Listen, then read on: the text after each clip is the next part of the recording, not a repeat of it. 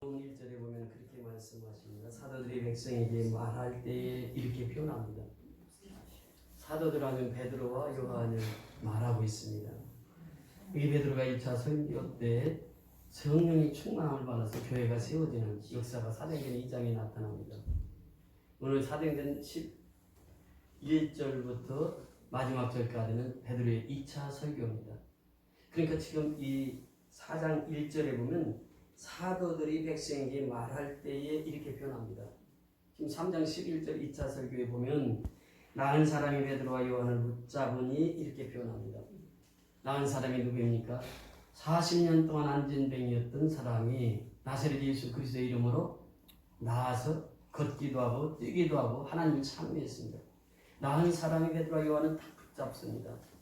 그러니까 그 광경을 보고 있던 사람들이 모이기 시작합니다. 그 모여서 솔로몬 행각에서 설교를 듣기 시작합니다. 그런데 오늘 4절에 보니까 말씀을 들은 사람 중에 믿는 자가 많으니 남자의 수가 약 5천이나 하더라. 그러니까 그 솔로몬 행각에 모인 사람들이 5천 명이 모여서 설교를 듣고 있게 되죠. 그런데 이 설교를 하면서 베드로가 이 설교를 하고 있는데 모든 백성이 크게 놀라며 달려들어 나아가 솔로몬의 행각이라 불리우는 행각에 모이거늘 베드로가 이것을 보고 백성에게 말하되 이스라엘 사람들아 이 일을 왜 놀랍게 여기느냐 우리 개인의 권능과 경건으로 이 사람을 걷게 한 것처럼 왜 우리를 주목하느냐. 핵심은 여기 있습니다. 베드로와 요한을 보러 사람들이 모였는데 베드로와 요한이 말하는 거예요. 왜 우리가 개인의 경건과 개인의 능력이 있는 줄 알고 왜 우리를 주목하느냐. 왜 우리를 주목하느냐. 당신들이 주목하는 베드로 요한 이 사도들은 별것 아니에요. 아무것도 아니다. 지금 베드로의 설교의 핵심은 바로 여기에 있습니다. 왜 우리를 주목하느냐. 그러면서 베드로가 고백합니다. 그것이 무엇입니까? 13절에 보면 아브라함과 이삭과 야곱의 하나님과 우리 조상의 하나님이 그의 종 예수를 영화롭게 하셨느니라. 이 예수가 등장해요. 근데 예수가 어떻게 아브라함과 이삭과 야곱의 하나님 그 줄기를 통해서 예수가 이 땅에 오셨습니다. 그 예수가 그 병든 자를 고친 것이지 왜 우리를 주목하고 봅니까? 예수를 봐야지요. 그런 뜻이죠. 그래서 여기서 보면은 예수의 오심을 아브라함 혈통으로부터 이렇게 소개를 합니다. 그렇게 14절에 내려가니까 너희가 거룩하고 어려운 일을 거부하고 도리어 살인한 사람을 놓아주기를 구하여 생명의 주를 주겠도다. 그 바나바는 놓아주고 생명의 주 그 예수를 너희들이 죽였다. 이렇게 설교를 하고 있습니다. 그러면서 그러나 하나님이 죽은 자 가운데서 그를 다시 살리셨으니 우리가 이를 증인이다. 베드로와 요한은 분명히 자기의 사명을 안 사람들이에요. 우리는 뭐 하는 사람이냐? 예수가 우리의 죄를 위해서 십자가에 죽었다가 사흘 만에 다시 살아난 이 사실을 증거하는 증인이라. 그 증인으로서 다 한데 복음을 선포하고 있습니다. 그러면서 16절에 보면 그 이름을 믿음으로 그 이름이 너희가 보고 아는 이 사람이 성하게 하였나니 예수로 말미암은 한 믿음이 너희 모든 사람 앞에서 이같이 완전히 낫게 하였느니라. 예수의 이름이 이같이 완전히 낫게 하였느니라. 그래서 안전뱅이가 일어나서 뛰기도 하고 걷기도 하고 하나님을 찬미했던 것이죠. 예수의 이름입니다. 예수의 이름 속에 능력이 있고 예수의 이름으로 안전뱅이가 40년 동안 안전뱅이가 벌떡 일어났다고 하는 것이에요. 그러면서 이 기쁜 소식을 언제부터 증거했느냐. 18절에 내려가서 보면 그러나 하나님이 모든 선지자 입을 통하여 자기의 그리스도께서 고난받으실 일을 미리 알게 하신 이것을 이와 같이 이루셨느니라. 그러니까 이 구약의 선지자들을 통해서 계속해서 예수가 이 땅에 오셔서 십자가에서 고난을 당하고 죽으셨으나 사흘 만에 부활하실 것을 계속 선지자들의 입을 통해서 말씀하셨다고 하는 것입니다. 그러면서 모세를 통해서 말씀하십니다. 그리고 사무엘을 통해서 말씀하십니다. 그리고 아브라함의 씨로 말미암아 너희가 복을 얻으리라 말씀하십니다. 이것이 지난주의 설교예요. 아브라함의 씨입니다. 아브라함의 씨는 누구입니까? 바로 이삭을 통한 그 혈통. 아브라함, 이삭, 야곱 이렇게 해서 그 혈통을 통해서 다윗의 혈통을 통해서 예수가 이 땅에 탄생하셨다. 그래서 이 복음이라고 하는 것이 무엇입니까? 복음이라고 하는 것은 아브라함과 다윗의 혈통, 다윗 예수 그리스도의 세계라, 이것이 복음의 시초란 말이죠. 그래서 지금 이 설교를 하고 있을 때의 그 말입니다. 그러니까 우리는 복을 누구를 통해서 받느냐? 아브라함의 씨를 통해서 받는 거예요. 그의 씨로 말미암아 너에게 복을 받으리라 그랬어요. 그러니까 그 씨가 누구냐? 예수란. 그 씨가 무엇이냐? 말씀이라고 하는 거죠. 그 말씀과 씨를 통해서 우리가 복을 받고 살아요. 이 설교를 지금 하고 있을 때의 이 말씀입니다. 자 보세요. 사도들이 백성에게 말할 때 이 설교를 지금 하고 있어요. 사도들이. 그런데 거기 누가 등장합니까? 제사장들과 성전 맡은 자와 사두개인들이 이르러 이렇게 표현합니다. 여기서부터 이제 복음이 확산되는데 핍박이 뒤따릅니다. 여기에 보면 지금 4절에 내려가서 보면 말씀을 들은 사람 중에 믿는 사람이 많으니 남자의 수가 약 5천이나 되었더라 그랬어요. 이 5천이라고 하는 것이 그 숫자가 어마어마한 숫자예요. 그 당시 예루살렘 인구가 얼마였느냐? 3만이었습니다. 근데 남자만 5천이라고 하는 것은 무엇을 말씀하십니까? 그 당시 여자는 숫자로 세어지질 않았습니다. 아이들도 숫자로 세지를 않았어요.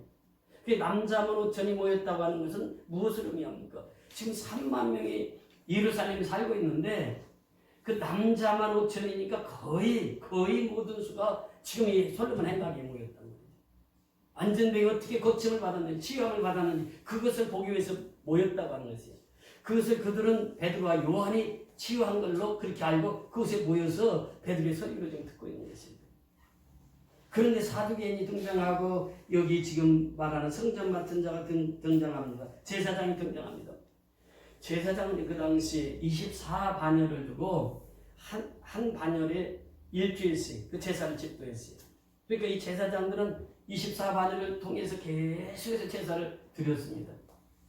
그리고 이 성전 맡은 자는 어떤 사람이냐 하면 레위인족에서 뽑았는데 그 지금으로 말하면 성전 경비대장, 수호대장 그런 위치입니다. 그래서 서열이 두 번째, 제사장이 1위, 그 다음에 성전 맡은 자가 2위입니다.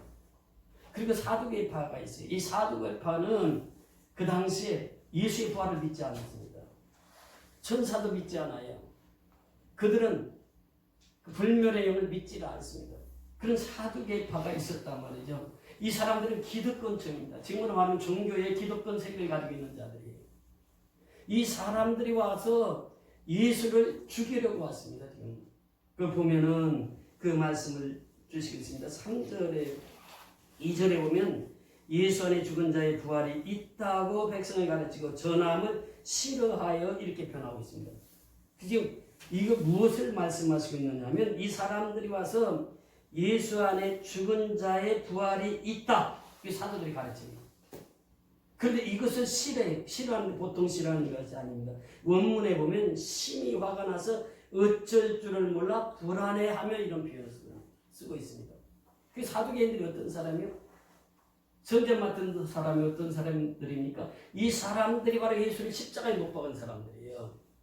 그러니까 예수가 하나님의 아들이다, 예수가 메시아라고 하니까 이 사람들이 들고 일어나서 예수를 십자가에 못 박은 사람들이에요. 그런데 십자가에 못 박아서 죽였는데 그 예수가 부활하셨다고 하는 것을 베드로와 요한이 담대하게 전파합니다. 그래서 그들은 거기서 잡혀서 투옥당하게 되죠. 깜빵에 가게 된 것이. 근데 그날 바로 재판에 넘길 수도 있습니다. 그런데 날이 저문고로 이렇게 표현, 날이 저문고로. 이 말은 무엇을 말하고 있습니까? 그 다음날 베드로와 요한을 사형을 언도를 해야 되겠다. 이렇게 지금 자기들은 생각하고 그날 밤에 잡아서 옥에 가두었던 거예요. 근데 여기 보면요. 이 복음을 전하는데 왜 핍박자가 등장하느냐. 오늘 역시 마찬가지입니다. 복음 전하는 곳에는 반드시 또 핍박자들이 등장해요. 그래서 복음을 확산하지 못하도록 하는 것입니다. 이 사두개인들이나 여기 지금 성전 맡은 자들이나 또 여기에 보면은 그 제사장들, 이 사람들은 지금 두 가지 이유로서 이것을 막았습니다. 첫째는 성전에서 가르치는 것은 제사장이 가르치는 것인데 왜 당신들이 가르칩니까? 두 번째는 예수가 죽었다가 다시 부활했다고 하는 걸 사두개인들은 믿지 않고 있는데 이 사실을 왜 증거하느냐? 그래서 싫어했던 것입니다. 자, 여기 보면요, 오늘 본문에 그 말씀을 주십니다. 예수 안에 죽은 자의 부활이 있다고 백성을 가르치고, 이 말은 15절에서도 말씀하셨잖아요. 생명의 주를 죽였도다. 그러나 하나님이 죽은 자 가운데서 그를 살리셨으니 예수의 십자가에 죽으심과 부활하심. 이것이 복음입니다. 그럼 보세요. 복음이라고 하는 것은 사도 바울이 로마서 1장 2절 이하의 말씀하시기를 이 복음은 하나님이 선지자들을 통하여 그의 아들에 관하여 성경에 미리 약속하신 것이라. 그의 아들에 관하여 말하면 육신으로는 다윗의 혈통에서 나셨고 성결의 영으로는 죽은 자들 가운데서 부활하사 능력으로 하나님의 아들로 선포되셨으니 곧 우리 주 예수 그리스도십니다. 예수 그리스도가 복음이라는 거예요. 예수 그리스도가 나를 위해서 십자가에 죽으시고 나를 살리기 위해서 부활하신 그 예수가 복음이라는 거예요. 그러면서 사도 바울이 고백하기를 예수 그리스도의 종 바울은 이렇게 표현합니다.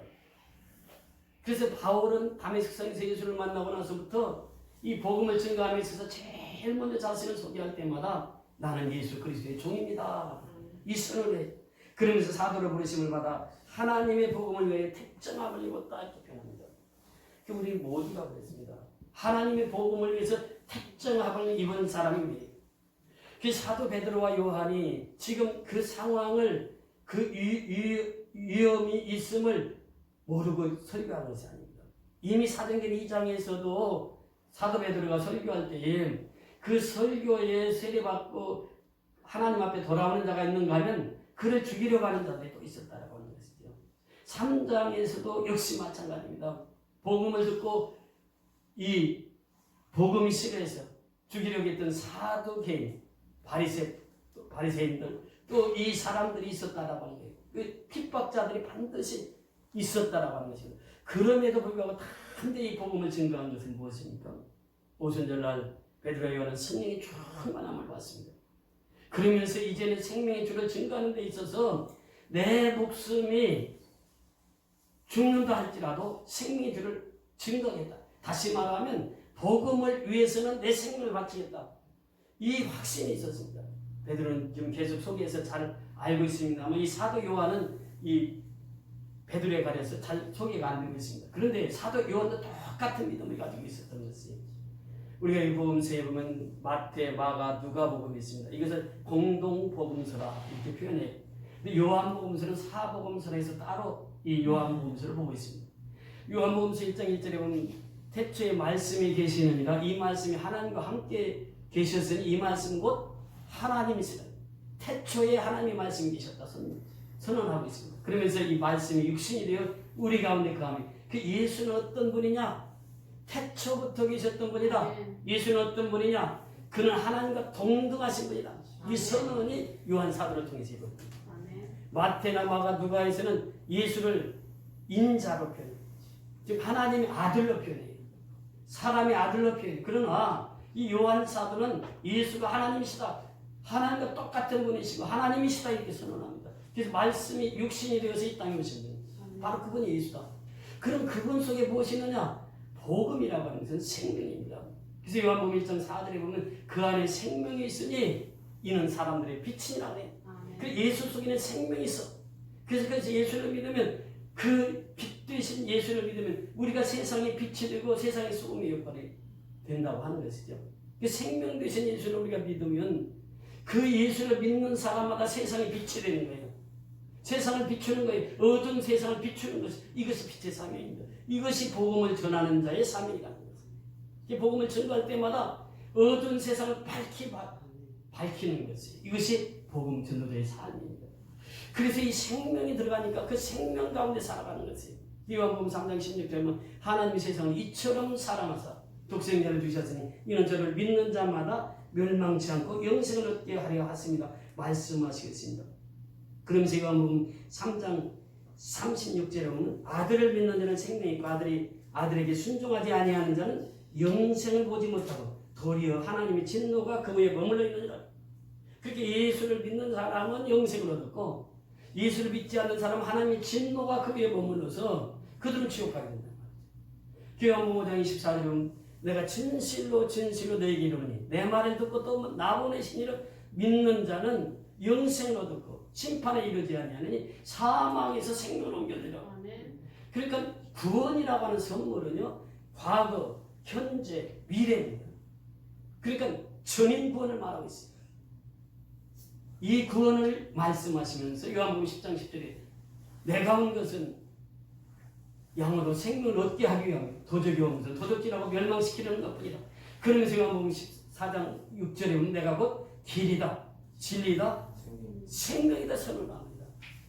요한복음 20장 31절에 보면 오직 이것을 기록하면 너희로 예수께서 하나님의 아들이심을 믿게 하려 하며 너희로 믿고 그 아들을 힘입어 생명을 얻게 하려 합니다.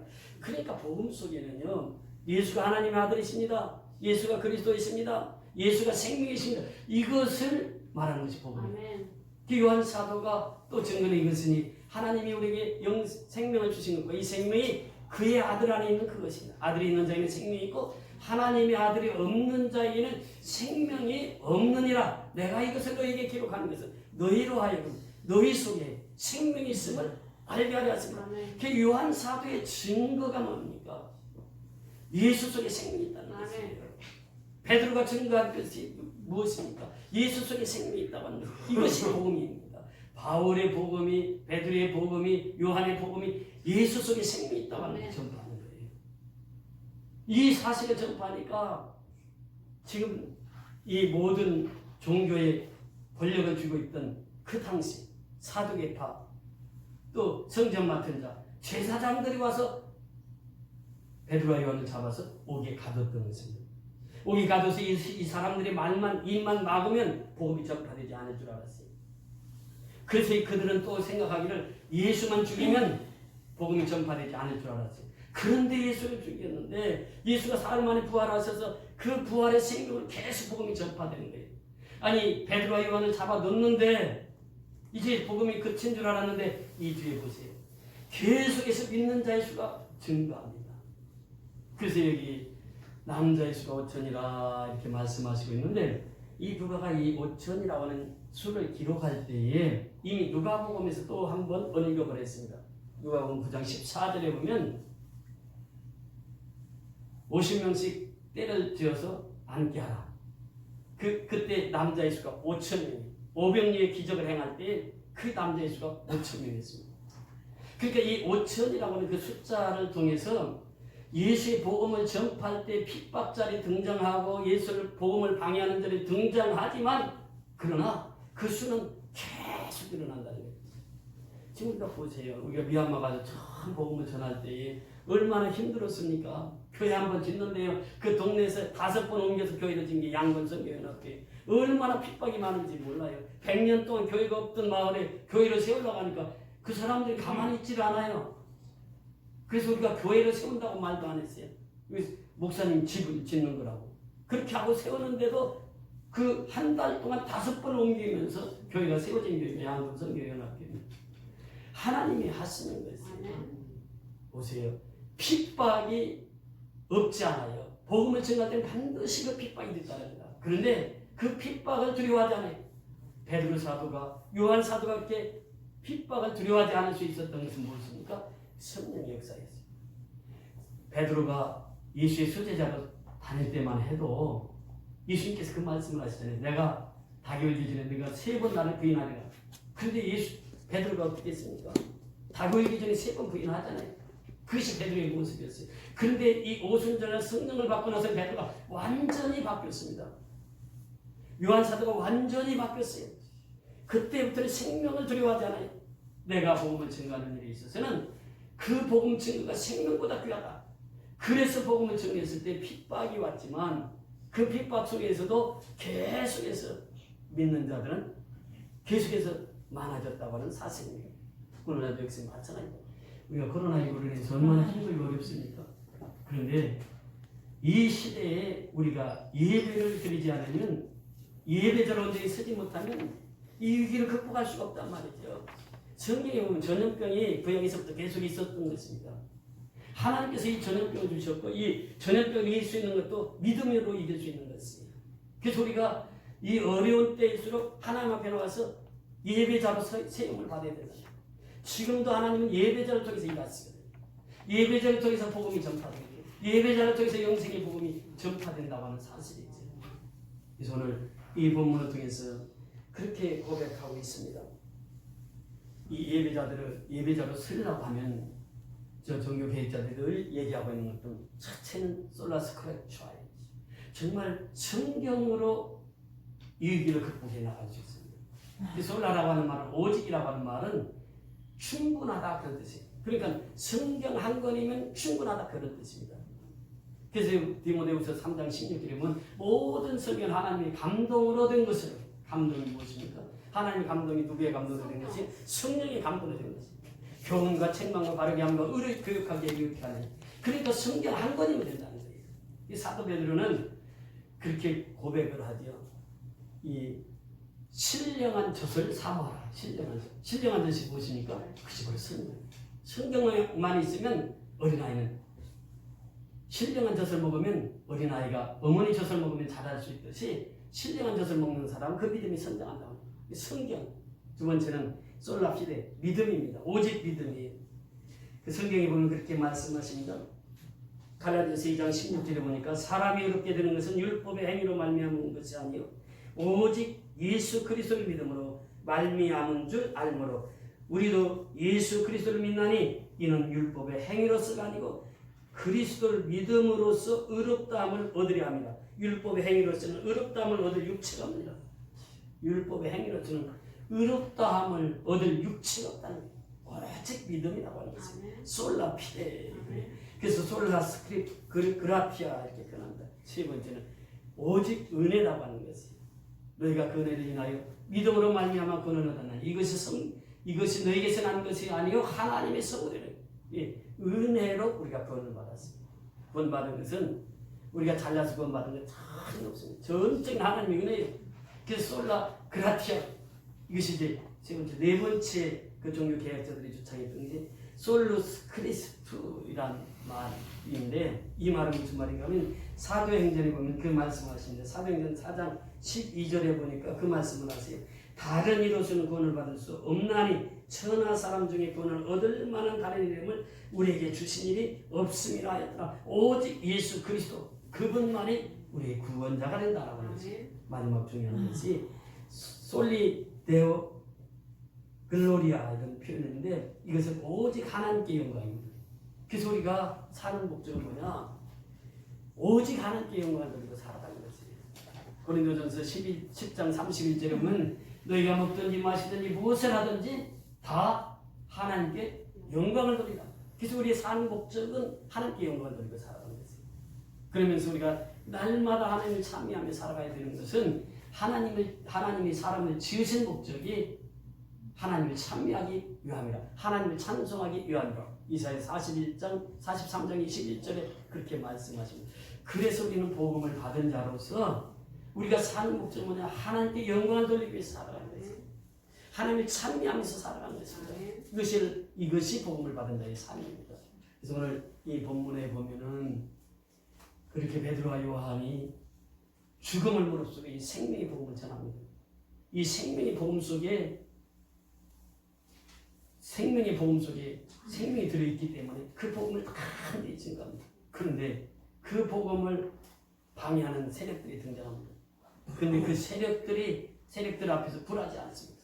그래서 사도 베드로와 요한은 그런 고백을 하죠. 사도행전 4장 19절 20절에 보면 그렇게 말씀하십니다. 베드로와 요한이 대답하여 이르되 하나님 앞에서 너희 말을 듣는 것이 하나님의 말씀 듣는 것보다 옳은가를 판단하라. 우리는 보고 들은 것을 말하지 아니할 수 없다 하니 보고 들은 것은 말하지 아니할 수 없다. 안전뱅이가 일어나는 것은 바로 예수님께서 우리 앞에서 일으켜 세워주셨고 그 안전뱅이로 인해서 그 모든 사람들에게 복음이 전파되어서 3,000명에서 5,000명 그 숫자를 통해서 부흥의 속도가 계속해서 초대교회를 열어갔던 것을 보게 됩니다. 아무튼 우리가 이제 복음을 받은 자로서 생명을 받은 자로서 복음을 증거함에 있어서 우리에게 핍박이 따를 수 있다고 하는 것이 그러나 그 핍박을 이길 수 있는 것은 예수를 믿는 믿음으로 이길 수 있습니다. 우리가 세상에서 환난을 당하나 다 함대하라. 내가 세상을 이겨내라고 주님은 말씀하셨습니다. 그 믿음 가지고 승리하는 저와 여러분이 다 될 수 있기를 주의 이름으로 축원을 드립니다. 아멘. 아버지 하나님 감사.